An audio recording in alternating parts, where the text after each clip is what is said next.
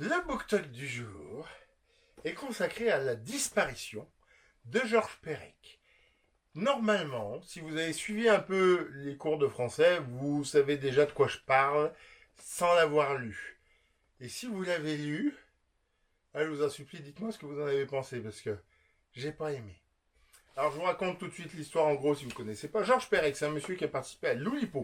L'Oulipo, c'était l'ouvroir de littérature potentielle. En gros, il se fixait des contraintes et ils écrivaient des textes en suivant cette contrainte.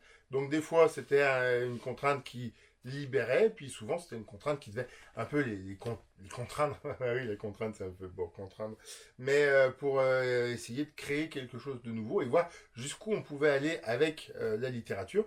Il y a eu la même chose avec la bande dessinée, Lou Bapo, qui fait vraiment des super trucs.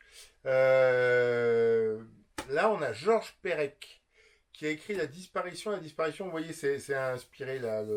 C'est beau, c'est gaufré. Très très classe comme édition. Et donc, on a le E en couverture. Mais pas complètement, parce que vous voyez, c'est le gaufrage qui finit le E. Vous ne voyez pas le E. Parce que l'idée, c'est que, à part dans son prénom où il y en a deux et dans son nom où il y en a deux, de tout le roman, il ne devrait pas y avoir un seul E. Je vous avoue qu'il y en a peut-être et que j'aurais pas fait gaffe, mais c'est pas ça. Il a fait une histoire qui se tient en n'utilisant pas le E, qui est pourtant la lettre la plus utilisée en France, en français en tout cas. Sauf que des fois, il triche pour ça. Déjà, il triche parce que des fois, il utilise des mots anglais. Des fois, il invente un mot parce qu'il n'avait pas. Voilà, faut trouver un autre moyen de le mettre. Alors, et puis des fois, donc on a des phrases qui sont chouettes, hein, des fois. Attention. Voilà. Lisons donc, proposa Arthur Woodberg, Savorgnan. D'abord, ils sont tout à fait jolis, puis qui sait si l'on n'y saisira pas un chaînon qu'Olga n'aurait point vu. On lut donc.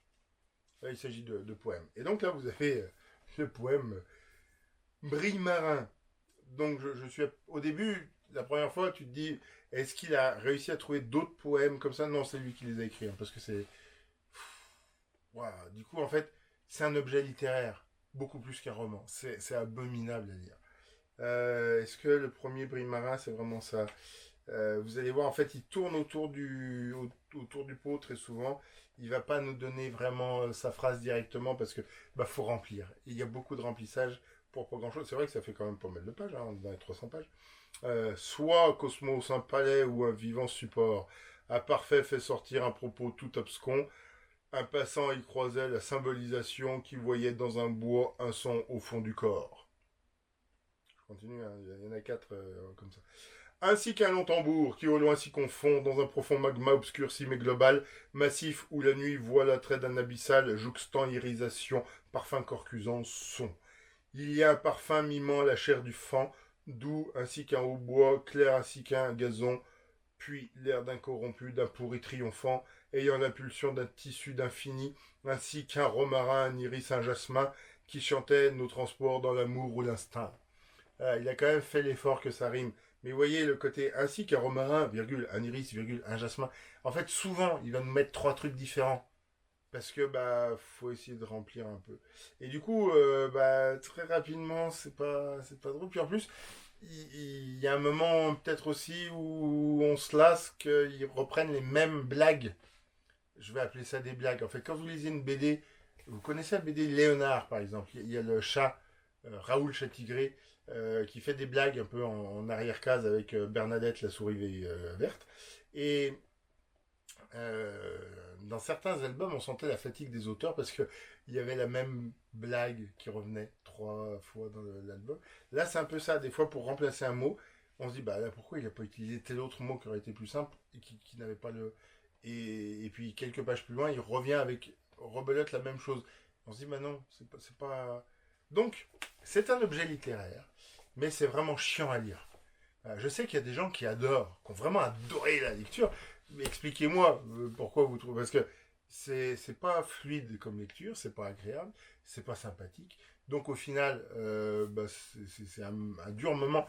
C'est vraiment le truc que tu lis quand tu es dans les transports en commun et que tu vraiment rien d'autre à faire parce que il fait nuit. quand je prends des transports en commun. Donc je regarde pas le paysage, je vois rien. Et ben voilà, c'est c'est ça. Donc votre avis en commentaire, surtout si vous avez aimé, et expliquez-moi pourquoi vous l'avez aimé. Après, je dis pas, hein, le geste, l'objet littéraire est fou. Mais de la même manière que à la fin du 19e siècle, il y a un roman dont le héros, c'était une voiture. Et là, faire une automobile comme héros de roman, c'était particulier. Bon, bah, ça fait des objets littéraires, d'intrigue, de curiosité, mais ça fait pas un truc intéressant à lire, quoi. C'est dur. Voilà. Si vous voulez d'autres critiques culinaires de qualité, n'hésitez pas à vous abonner.